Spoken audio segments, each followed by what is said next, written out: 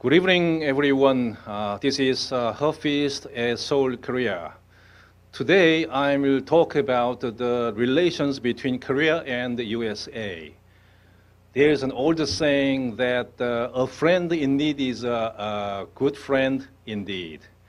We will see and think about whether the Korea and the USA could be really good friends in the future indeed.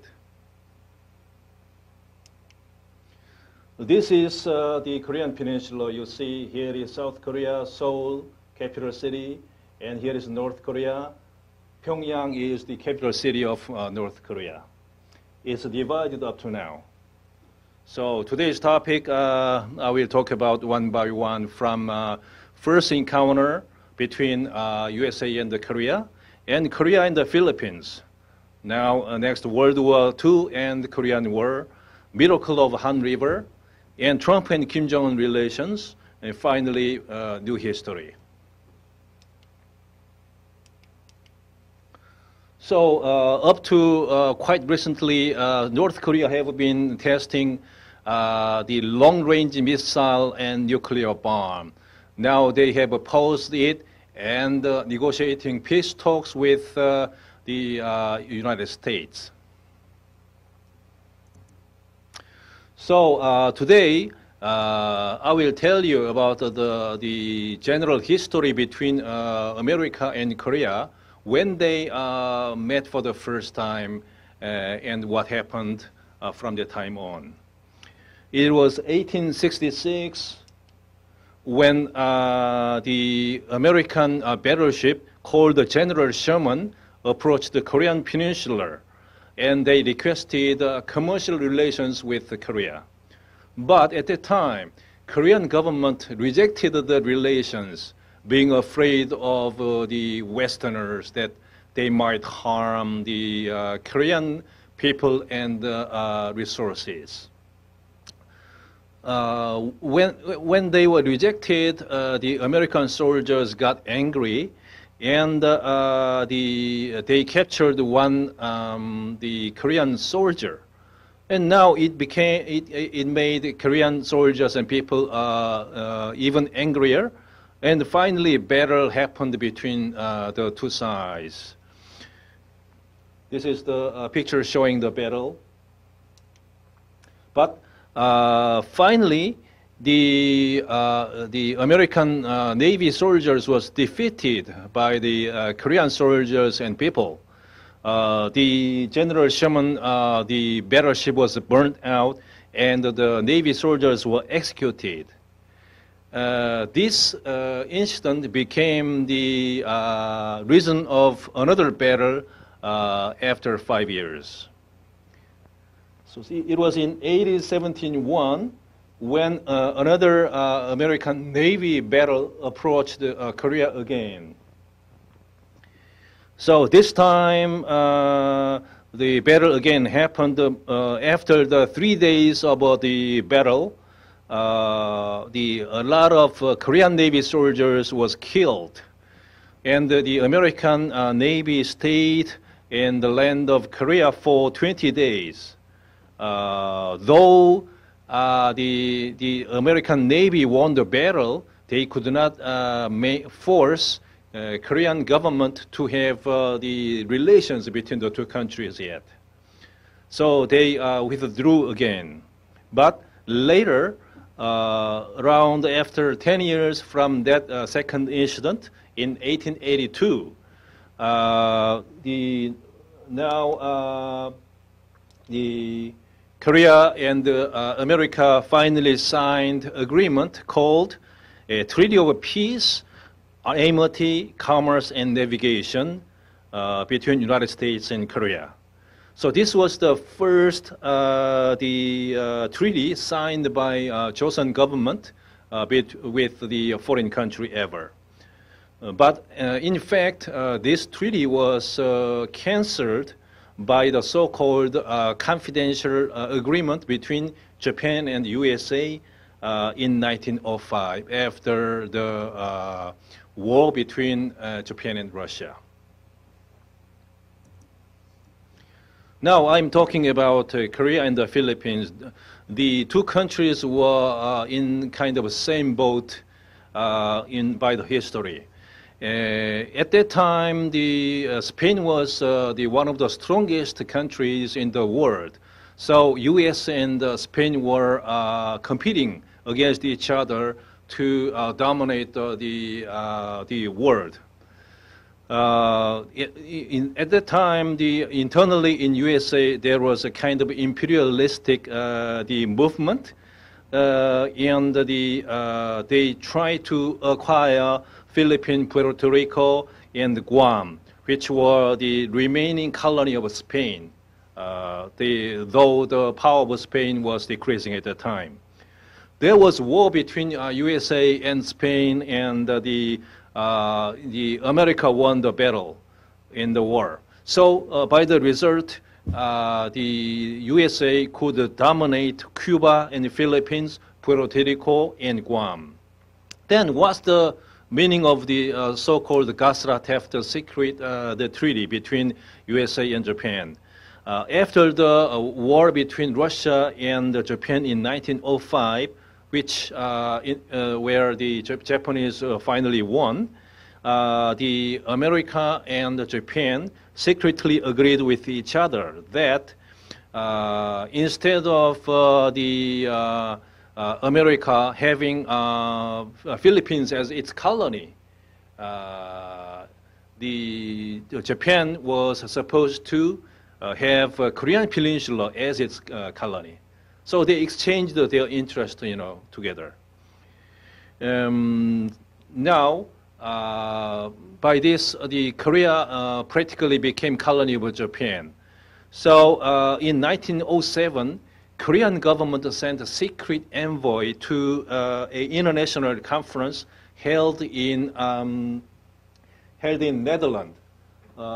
This is the world map, and the Netherlands should be around here. And here's Korea and Japan. So very far from Korea and Japan, the Korea sent a special envoy so that the envoy could participate in the international conference for peace, and they were planning to declare that Korea was illegally acquired by Japan and became its colony, and therefore that should be canceled. But though the envoy made their best efforts, the stronger nations, including Russia and USA and England and France, Germany, all the stronger nations refused to meet the Korean special envoy. Still, Japan, detecting this movement, forced the Korean King Gojong down from its power. Now I will talk about the Second World War and the Korean War. At the end of the World War II, the United States helped South Korean, training South Korean the special force, and they planned to infiltrate the army, special army, to Korean Peninsula. In 1945, August 15, after United States bombed the nuclear bomb to the Japanese land, and the Japanese surrendered finally. 3 days after the Japanese surrender, the Korean Independence Special Army arrived at the Gimpo airport of Korea, but they were stopped by the Japanese soldiers still remaining in the land, and they came back to Shanghai of China.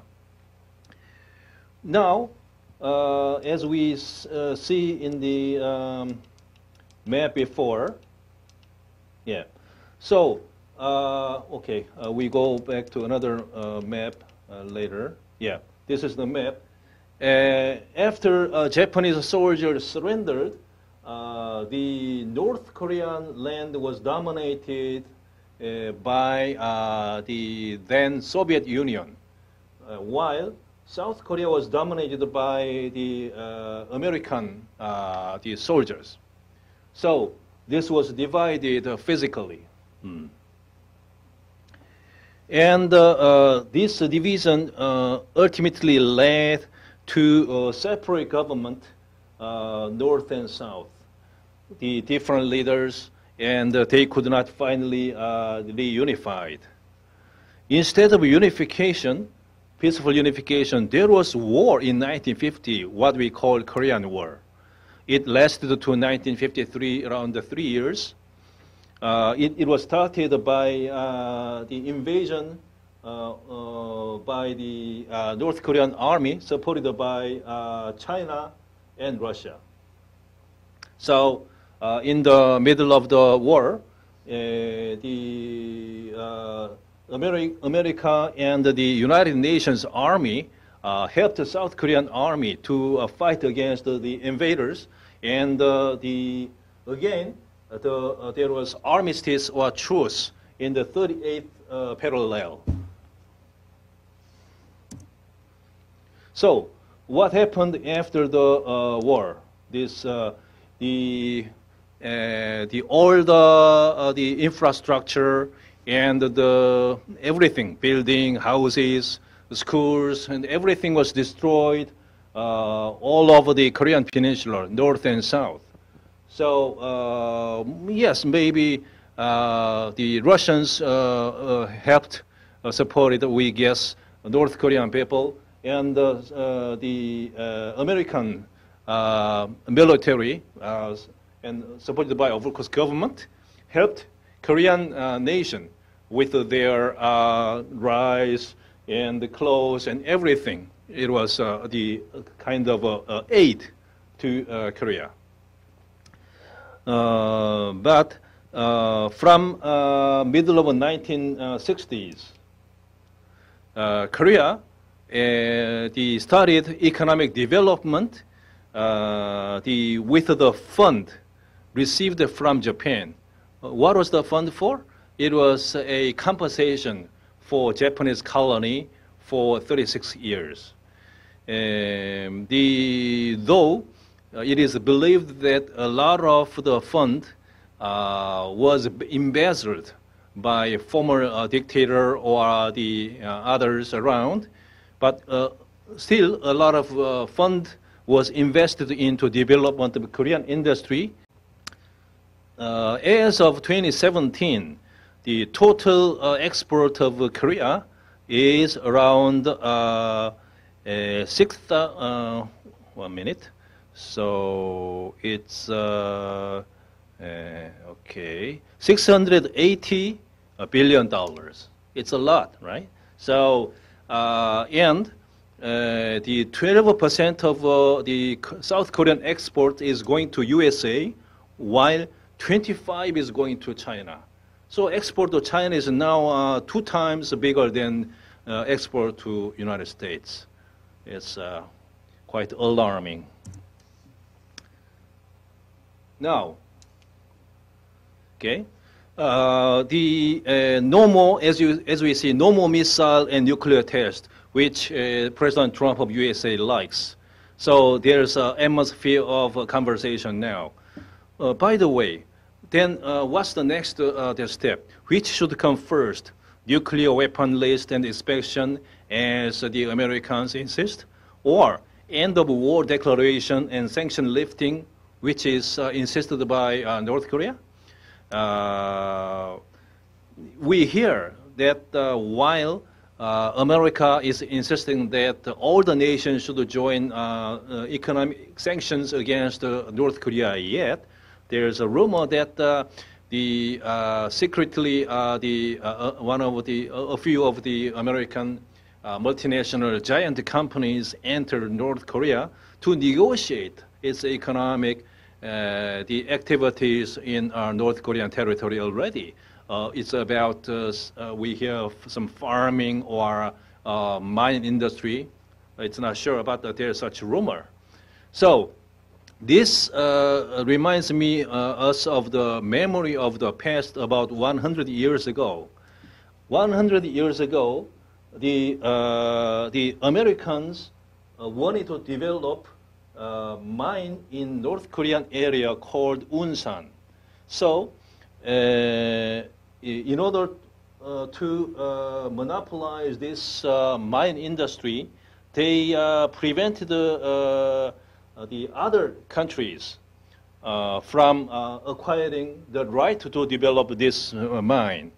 And they brought in their technicians and investment, and they finally got the right to develop the mine. It was in 1895. According to the supervisor at that time, the American supervisor, the produce of the gold between 1897 to 1915 was about 50 million won at that time. The amount is as much as the fund to be invested in building 100 bridges over the Han River. So we know it's a huge the amount. So meaning Americans could benefit a lot by acquiring the right to develop the gold mine in North Korea 100 years ago. So I say that they may be interested in having such proprietary or exclusive right to develop something in North Korean territory, which in returning to 100 years ago, by the initiation of the American activity here, the other stronger nations like France and Japan followed. They could acquire right to put a railway in North Korea and other industry. So since Korea was weak at the time, it could not properly control those the industry and the economic the negotiation. So kind of unilaterally, the stronger nation around could monopolize the economic, right or the profit investing here and there with diverse industries. So, so it was 100 years ago. Now, we should learn from the past history. While Korea was a weak nation 100 years ago and could not function as a sovereign country to keep its resources and the property, now South Korea alone is the 12th strongest country in the world. And North Korea, though it invested only in those weapons, but it has also quite a good still the natural resources and good human power. Therefore, if the South and North Korea are cooperating each other, trusting each other, and build a power together, the same thing like 100 years ago will not happen again. So, who should do what? So, wisely, we will have to discuss internally between South Korea and North Korea, and the USA also should suggest reasonable idea how to resolve this the situation to prevent North Korea from testing or developing nuclear weapons any longer, but instead develop economy together peacefully, which is not only for the prosperity of Korean Peninsula only, but it will do good also for United States. That they could also participate in the investing in Korean Peninsula, South and North, and ultimately the logistics will go to through North Korea, one through Russia, the other through China, and through Mongolia and Europe, it will finally reach the Western Europe. So by this development of logistics, the expense could be a lot decreased and saved, and it will do good for economy of all the concerned nations. So what we hope is that the South Korea and North Korea and the USA and China, Russia, and even Japan could all sit together and discuss how to make peace and how to prosper all together around the Korean Peninsula, which will ultimately do good for the peace of the world. Thank you.